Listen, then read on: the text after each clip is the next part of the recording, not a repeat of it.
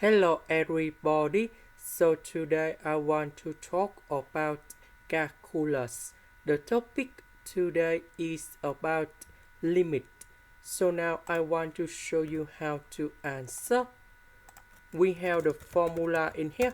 That is about a squared minus b squared equals to a minus b multiplied by a plus b.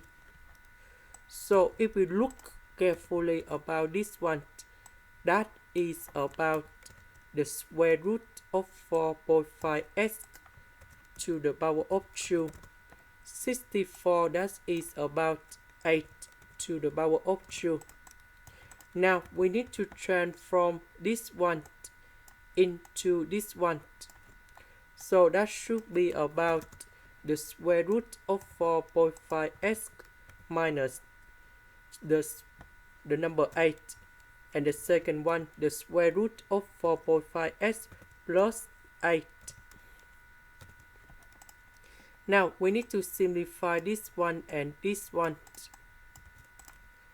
so we just have only this one left. Later that we put 64 over 4.5 gone here. So we have the final answer.